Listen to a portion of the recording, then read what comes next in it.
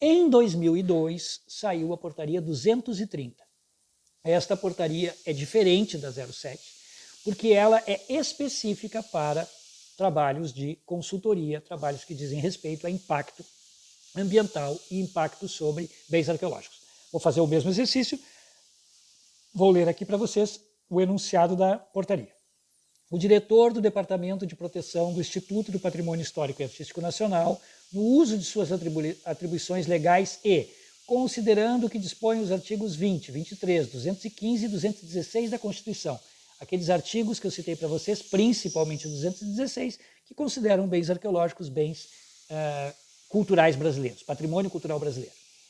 Considerando o disposto na Lei 3924, de 26 de julho de 1961, que dispõe sobre os monumentos arqueológicos e pré-históricos nacionais, considerando o disposto na Portaria 07, aquela que eu acabei de me referir, de 1º de dezembro de 1988, que trata do ato de outorga, ou seja, de conceder autorização e permissão para executar determinado projeto que afete direto ou indiretamente um sítio arqueológico, considerando a necessidade de compatibilizar as fases, atenção, de obtenção de licenças ambientais, em urgência com os estudos preventivos de arqueologia, objetivando o licenciamento de empreendimentos potencialmente capazes de afetar o patrimônio arqueológico e considerando a necessidade de compatibilizar as fases de obtenção de licenças ambientais com os empreendimentos potencialmente capazes de afetar o patrimônio arqueológico, etc., etc. Diante disso, né, se cria essa portaria que considera as fases pelas quais o empreendimento passa. A primeira fase é chamada fase de obtenção da licença prévia, muito conhecida entre nós como LP. Tá? Nessa fase, né, é quando o arqueólogo vai pedir uma licença prévia para um estudo de um lugar onde nem começou ainda o empreendimento.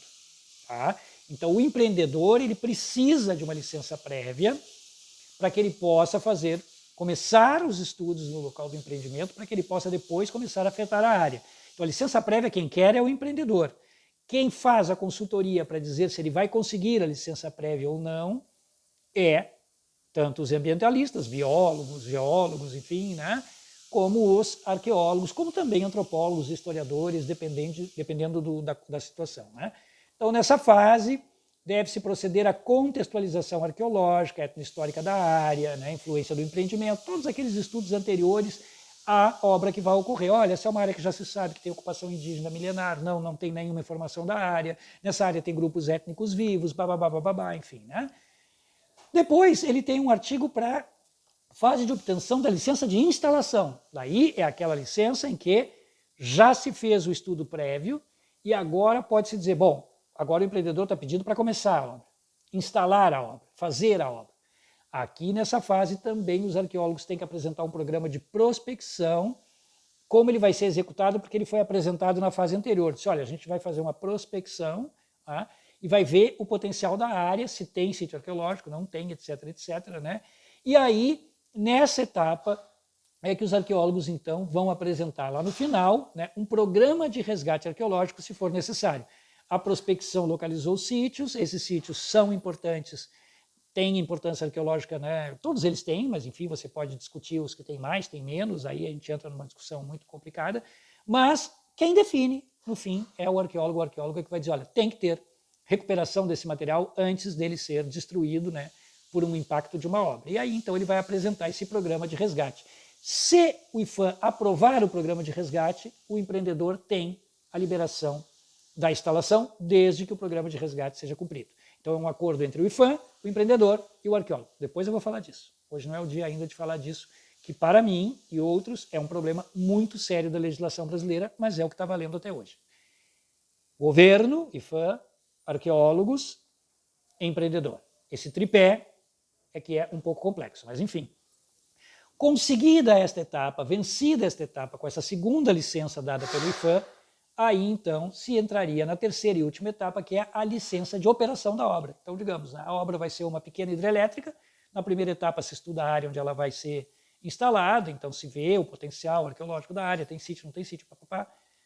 Apresenta o programa de prospecção, executa ele, na segunda etapa faz a prospecção densa e diz, tem que ter o resgate arqueológico aqui desses sítios dessa área, e aí o IPHAN concorda, ocorre o resgate, pode ser simultâneo à instalação da obra ou não. O IPHAN é que vai dizer, olha, tem que fazer o resgate antes da instalação, pode fazendo a instalação enquanto o resgate é feito fora da área de impacto imediato. Bom, isso aí também é uma discussão técnica que nós vamos ver que já mudou também da 230, mas aqui eu estou dizendo para vocês a base que surgiu para depois haver uma nova instrução normativa que nós vamos falar em breve. Então aqui a gente tem essa última que é, bom, está tudo pronto, né?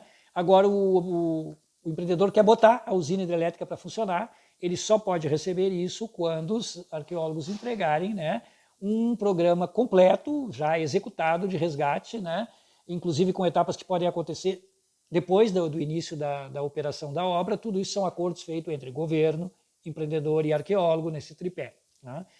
Bom, esta valia até o ano de 2015.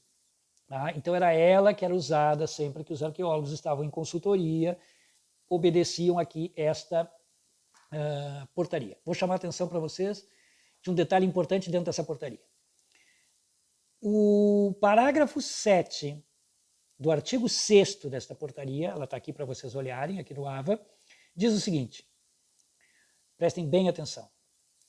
O desenvolvimento dos estudos arqueológicos acima descritos em todas as fases, licença, aquela primeira prévia, licença de instalação, licença de operação, implica trabalhos de laboratório e gabinete. Então, o desenvolvimento dos estudos arqueológicos, nas 3 fases, implica na necessidade de trabalhos de laboratório e gabinete. Abre parênteses aqui no texto e diz, limpeza, triagem, registro, análise, interpretação, acondicionamento adequado do material coletado em campo, bem como programa de educação patrimonial, fecha parênteses. E segue o parágrafo, os quais deverão estar previstos nos contratos entre os empreendedores e os arqueólogos responsáveis pelos estudos, tanto em termos de orçamento quanto de cronograma. Vejam que é dentro de um pequeno parênteses, que está colocado que tem que ter uma coisa chamada Programa de Educação Patrimonial e que, como todas as outras coisas do projeto, tem que estar adequado ao orçamento, ou seja, você cobra na consultoria para fazer a educação patrimonial, e ao cronograma, você diz quanto tempo vai precisar para fazer a educação patrimonial. Todo mundo que fez educação patrimonial no Brasil, dentro da arqueologia, de 2002 para cá, usou esta regra aqui. Teve que usar esta regra. Por quê? Porque esta portaria, como eu disse, ela tem força de lei, porque ela está abaixo de uma lei maior, ela regulamenta essa lei. Foi a forma que o IPHAN encontrou de usar os trabalhos de arqueologia de contrato para promover a proteção, a valorização, o conhecimento, a divulgação dos sítios arqueológicos brasileiros. Percebem? Nós vamos voltar a isso depois para vocês entenderem qual é o papel da educação patrimonial na arqueologia brasileira do ano de 2002 até hoje. Entendido do ponto de vista do órgão que protege o patrimônio, o IPHAN. Ele criou uma portaria em 2002 que colocou como obrigatória a execução de projetos de educação patrimonial pelos arqueólogos e arqueólogas envolvidos em trabalho de consultoria. Pôde fazer isso porque há uma lei maior da arqueologia e acima dela tem uma lei maior que diz que quem cuida do patrimônio histórico, artístico, etnológico, arqueológico é o IPHAN. Então o IPHAN pôde, por força de lei, emitir essa portaria que obriga arqueólogos e arqueólogas a fazer educação patrimonial. E é aqui que entra o que nos interessa desde o início dessa disciplina. Quem sabe fazer, como é que se faz, quem está preparado para isso e quem não está, quais são os instrumentos para isso, o que se deve estudar para fazer educação patrimonial, com quem se deve fazer e, principalmente, para que se deve fazer educação patrimonial por arqueólogos e arqueólogas no Brasil. Esta é a pergunta que eu persigo sempre nessa disciplina que vocês estão fazendo nesse semestre, excepcionalmente de forma remota. Então aqui é o instrumento que manteve isso em vigor de 2002 até 2015. Em 2015, o IPHAN já, depois de uma longa discussão entre arqueólogos, arqueólogas, o IPHAN, empreendedores, problemas em campo, o IPHAN recusando projetos de educação patrimonial, os técnicos dizendo que aquilo não valia porque era só palestra, que não adiantava só distribuir cartilha, que precisava um programa melhor elaborado. Não havia um formato, essa é que era a questão. Muitos diziam que era melhor não ter, para deixar livre os arqueólogos e arqueólogas para criarem projetos realmente criativos de educação patrimonial, outros pediam, quase que implorando, que o IPHAN fizesse uma regra única para o país inteiro, que dissesse, olha, você tem que fazer assim, assim, assim, e aí nós vamos aceitar. Bom, nem tanto ao céu, nem tanto à terra, o IPHAN acabou criando uma instrução normativa que, na verdade, não diz respeito diretamente à educação patrimonial. Eu vou parar aqui esse tópico e volto depois, especificamente sobre esta instrução normativa que foi criada no ano de 2015, depois de um amplo debate. Por isso que eu vou parar, porque ela tem uma discussão prévia bem importante, que é importante que vocês, estudantes, conheçam. Então, só finalizando esse bloco, né, hoje, aqui eu apresentei para vocês, então, a portaria 07, a portaria 230, tá? E dei uma prévia, né, de que mudanças aconteceram. A 230 não vale mais, ela foi substituída por essa nova instrução normativa que eu vou falar depois, mas ali nela estão os mesmos princípios norteadores que estão valendo até hoje. É o IPHAN que determina como deve ser feito o trabalho dos arqueólogos e arqueólogas quando estão envolvidos em consultoria, e no nosso caso é o IPHAN que determina como deve ser feito o chamado Programa de Educação Patrimonial, que os arqueólogos e arqueólogas, por força de lei, são obrigados a executar quando estão envolvidos em trabalho de consultoria.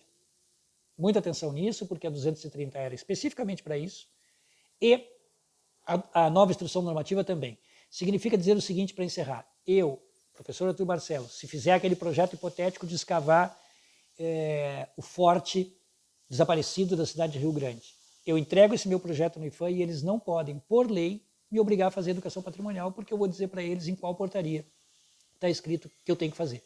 Na 07 não diz. Só diz que eu tenho que publicar, divulgar, mas não diz que eu tenho que fazer educação patrimonial. Aqui diz é a 230 e ela não fala de trabalho acadêmico. Então existe essa diferença de tratamento do IPHAN, que é sobre ela que eu quero conversar com vocês também depois. Por que é só na consultoria e não é no trabalho acadêmico?